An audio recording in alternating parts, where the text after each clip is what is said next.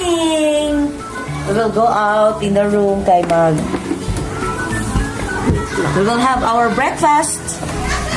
Pag naka-check-in ka, naa silay palibre nga usa ka cottage. Unya, naa pa kay option asa kamukaon. Pwede sa room, pwede sa resto, pwede po dito sa cottage. Breakfast is ready.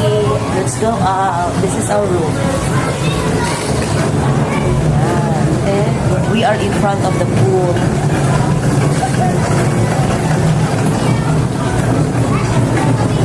It's a glorious Sunday.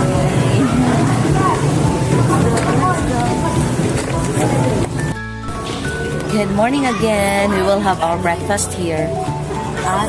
Among gi-avail ang ilang palibre nga cottage. That's why we're here. Kay diri mi mamahaw sa amo ang first breakfast. Second day na namo ni diri sa Manuel Resort. Para pod nga ang among view garden area. Ang among palibutan na garden, then ang kilid kay naay dulaanan, naay pwede ka magpingpong, pero naay additional nga bayad.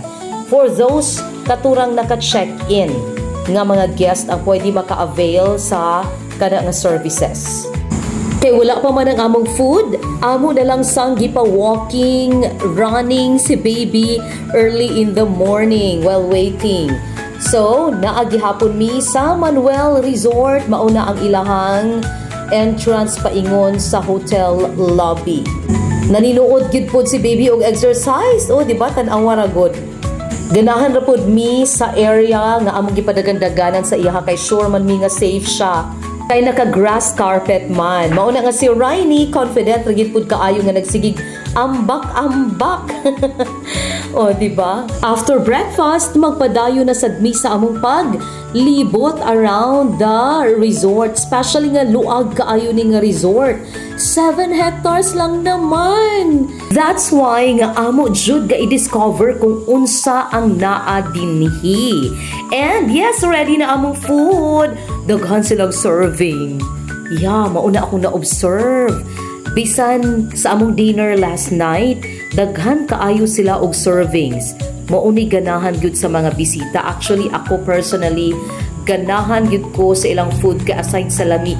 Daghan sila og serving, barato pag yun. Alright, so since ready na ang among food, it's time for us to eat. But of course, before eating, human og pray, picture-picture sa takadali kay para naatay handumanan sa ato ang pagkaon diri sa ilahang palibre nga cottage. Si baby excited na kaayo nga mukaon. So, since ready naman ang food, it's time for us to eat. Yay! And by the way, libre ni siya ha sa mga naka-check-in na asilay pa free nga breakfast good for 2. Since upat mami kabuok, so nag-add na lang mig additional food. Okay, so stay tuned for more videos!